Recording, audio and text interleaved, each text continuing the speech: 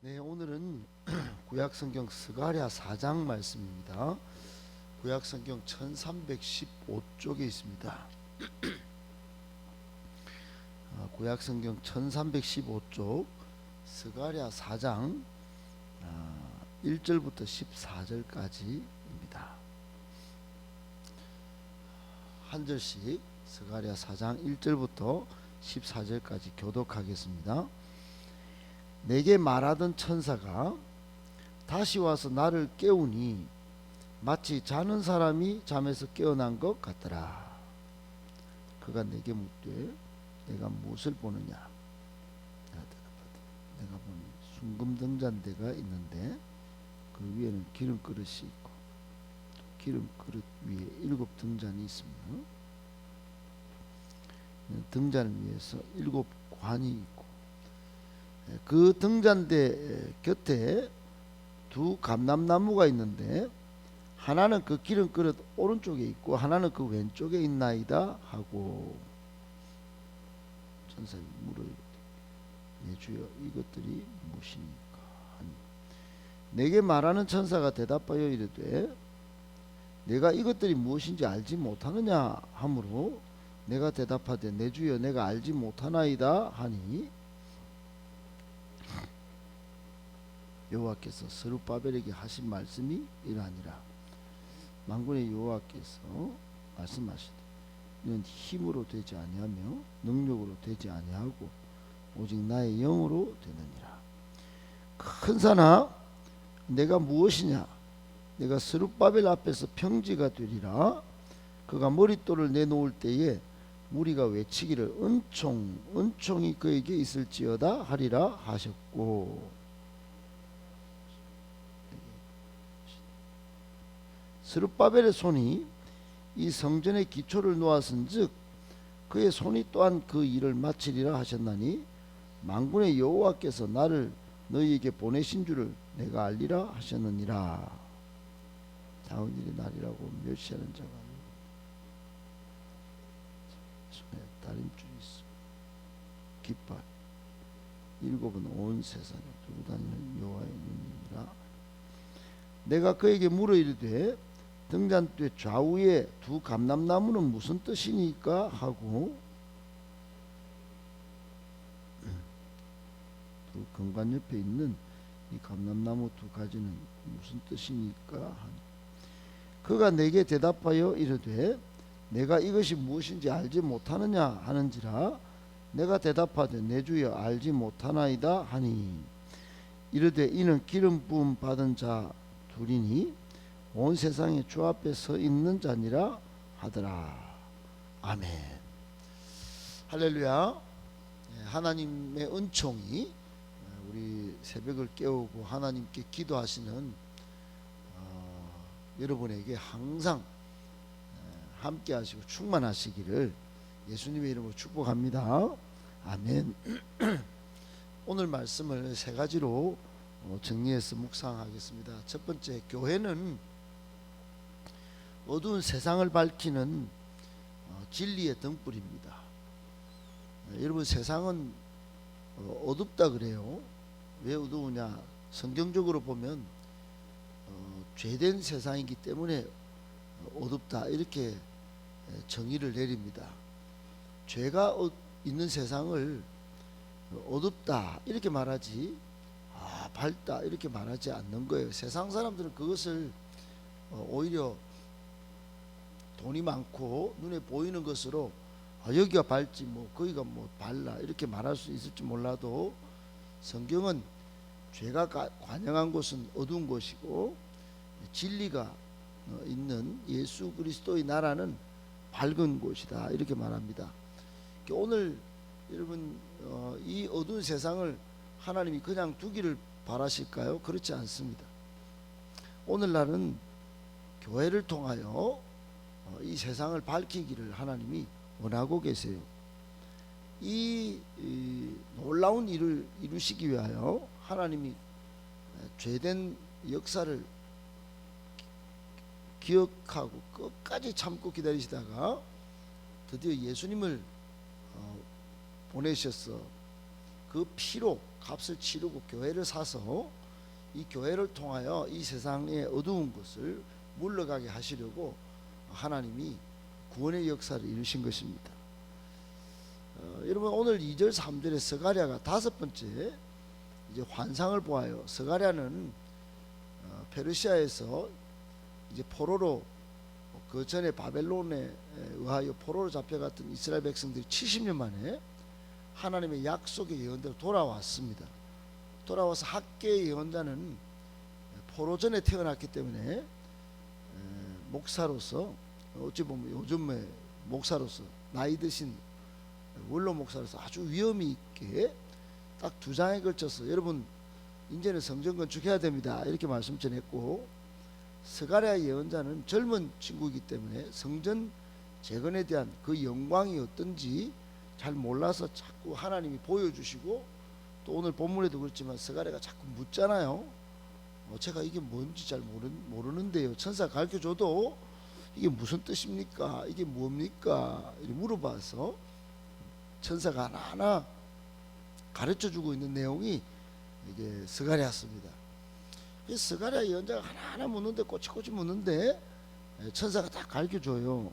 근데 오늘 다섯 번째 뭔가 하나 딱 봤는데 여러분 뭘 봤을까요? 순금으로 된 등잔대를 본 겁니다. 등잔대가 이렇게 7개 이렇게 뭐 옆으로 나가지고 쭉 등잔대가 있고, 거기에 등잔대에 기름을 넣어주는 관이 이렇게 있고, 그 옆에 이렇게 감람나무가 딱 서 있는 그걸 본 겁니다. 본 거예요. 그림을 본 거예요. 이스라엘 백성들은 모세가 하나님께 시내산에서 받아서 만든 이걸 모르는 사람이 아무도 없습니다. 다 알아요. 그런데 이게 무슨 뜻인지는, 이게 지금 스가랴가 환상을 봤는데 무슨 뜻인지는 이게 궁금한 거예요. 그리고 순금등잔대를 떡 보니까 생뚱맞게 그냥 순금등잔대가 떡 보인 겁니다. 갑자기 이걸 딱 보여주시니까 이거 뭡니까? 이렇게 물어볼 수밖에 없죠.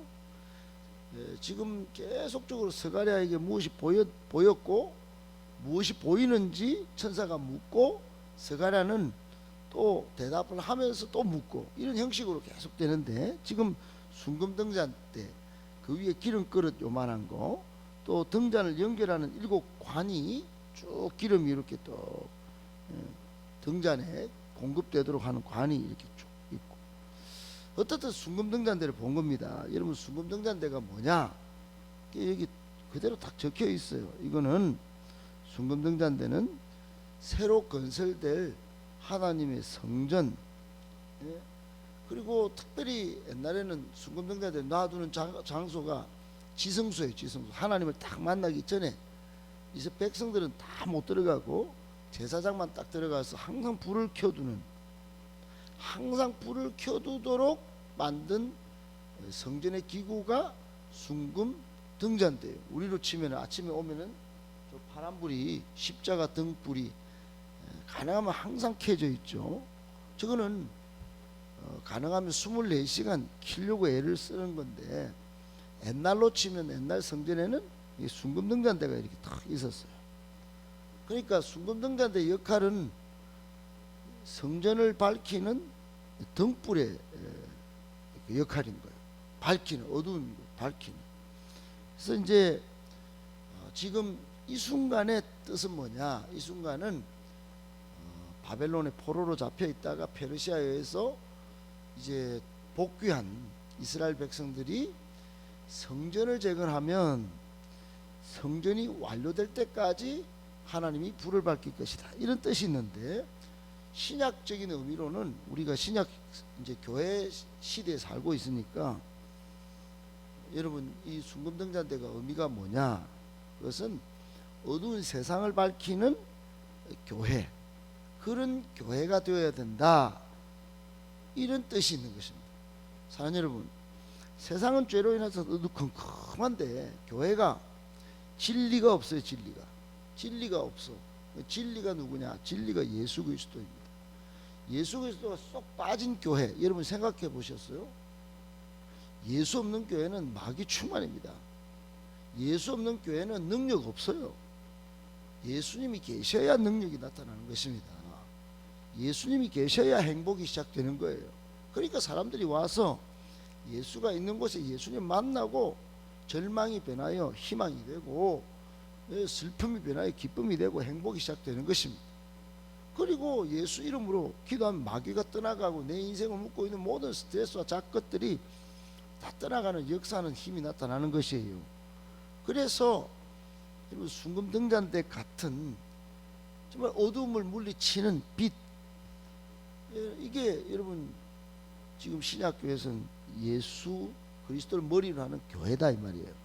그래서 순금등잔대 이 환상은 오늘날 어두운 세상을 비추는 진리의 등불 같은 교회를 상징한다는 거 꼭 기억하시고, 여러분 스가랴가 본 순금등잔대 이게 오늘 우리에게도 이런 교회를 만들어내는 역할을 너희들이 하라고 주신 환상인 줄 알고, 여러분 진리이신 예수 그리스도를 더 잘 믿고 또 세상에 밝히 드러내서 어두운 세상에 죽어가는 수많은 영혼을 건져내는 우리 성도님들과 또 우리 교회 되기를 예수님의 이름으로 축복합니다.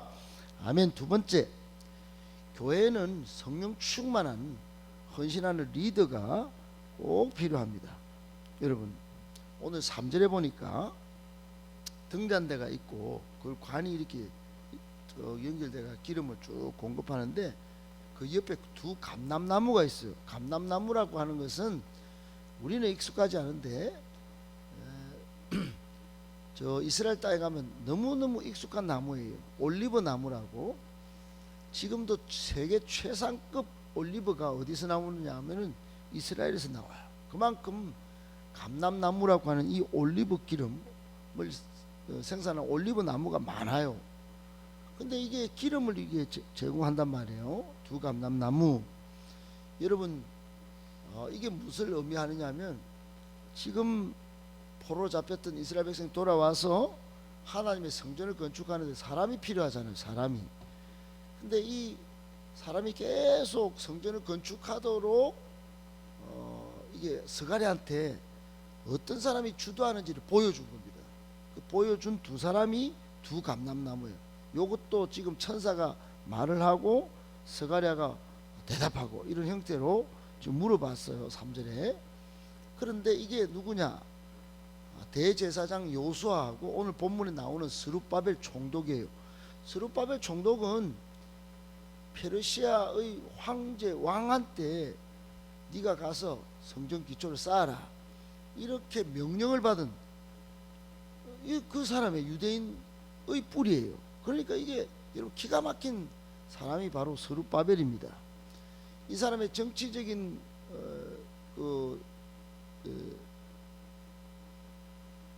국가의 그 소속은 페르시아인데 이 사람의 민족의 정체성은 유대인이에요.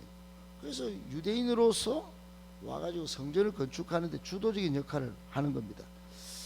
6절은 너무너무 중요한 구절인데 그래서 이 스룹바벨에게 하나님이 이렇게 말합니다. 뭐라고 말하냐? 만군의 여호와께서 말씀하시되 이는 힘도 안 된다요.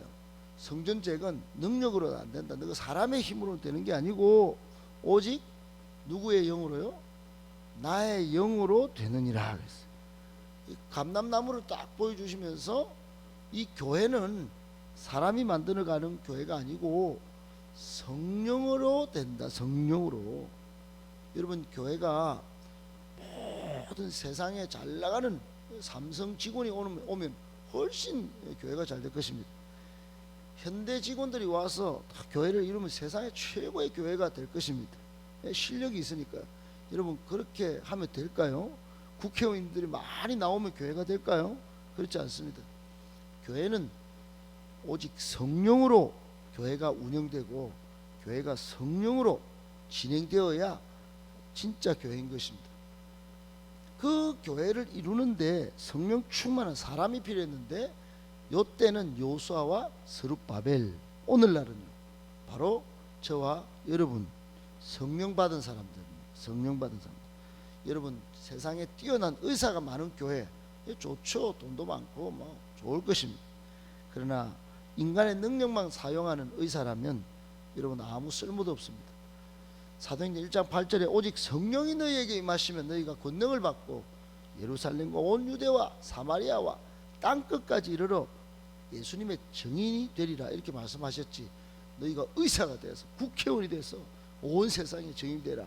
요즘 이렇게 가르치는 목사가 생겨나서 교회가요, 제가 볼 때 걱정입니다. 여러분, 그래서 전부 부자 되라고 아이들 가르치고 우리 교회 애들도 몇 명 빼가가지고 뭐 무슨 집회를 가가지고 너희들이 막 부자가 되고 권력자가 되고 공무원 최고봉 올라가서 복음 전하면 잘 된다 이렇게 가르치는데, 여러분 알랑꽁입니다. 여러분, 성령 충만하게 가르쳐야 됩니다.